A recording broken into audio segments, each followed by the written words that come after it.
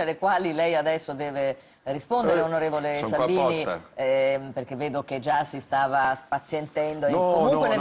Stavo sorridendo. Siccome l'onorevole Moretti però le ultime europee, a parte che personalmente ha preso oltre 230.000 voti di preferenza, e il PD alle europee in Veneto ha preso il 38%, quindi è un'avversaria temibile. Certo, ma tutti gli avversari sono temibili, ci mancherebbe altro. La Lega e Zaia sono gli unici non coinvolti dalle inchieste sulle tangenti del Mose.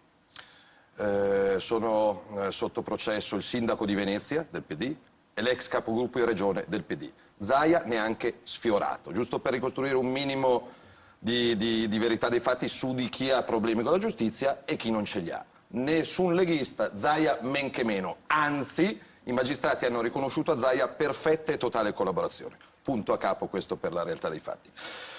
Il Veneto è stata la prima regione italiana ad aprire gli ospedali di notte, il sabato e la domenica fino alle 13, per permettere di andare a fare gli esami senza prendere il permesso durante il giorno di lavoro. Il Veneto è stata la prima regione in Italia a dare un contributo alle mamme e ai papà separati o divorziati con dei bimbi a carico. Il Veneto è la regione italiana con i conti della sanità migliore di tutti, tanto che è stato presa dallo Stato, dal governo Renzi, come modello per la gestione economica della sanità. Il Veneto è stata la regione che ha chiesto e ottenuto la sospensione dei pagamenti perché è stato colpito dall'alluvione del 2014. Apro e chiudo la parentesi, chiedo a chi è al governo adesso di mandare oltre questa sospensione dei pagamenti in Emilia, in Veneto e in Liguria, perché non si possono mandare le cartelle di Equitalia a casa di chi ha perso tutto. Il Veneto non ha tagliato i fondi per i malati e i disabili non autosufficienti, come invece il governo Renzi per i malati di SLA sta facendo. Il Veneto costa come personale 30 euro a testa, il Molise 177 euro a testa.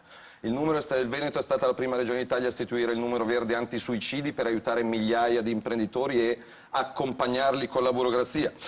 Il Veneto ha azzerato la spesa di consulenze per il presidente Zaia. Se vuole vado avanti 3/4 d'ora su quello che ha fatto. Salvini, come mai il PD ha preso il 38%? Perché Renzi è stato bravissimo con gli 80 euro. Chapeau, giù il cappello. Se si vota in Veneto domani mattina o a marzo come si vota, i veneti sono gente molto concreta, quindi sanno distinguere il piano nazionale da quello che la regione ha fatto, non ha detto. Quindi io, se vuole, posso andare avanti un quarto d'ora con quello che ha fatto il Veneto. Mi scuso per i telespettatori e con Feltri per la maglietta, però a proposito dei regionali si vota in Emilia-Romagna il 23 novembre ed è ora di aprire le finestre in Emilia-Romagna, visto che anche lì si vota, guarda caso, perché il governatore del PD è stato condannato. Quindi farmi far la morale da chi manda al voto gli emiliani e i romagnoli perché il suo governatore è stato condannato è quantomeno bizzarra, ma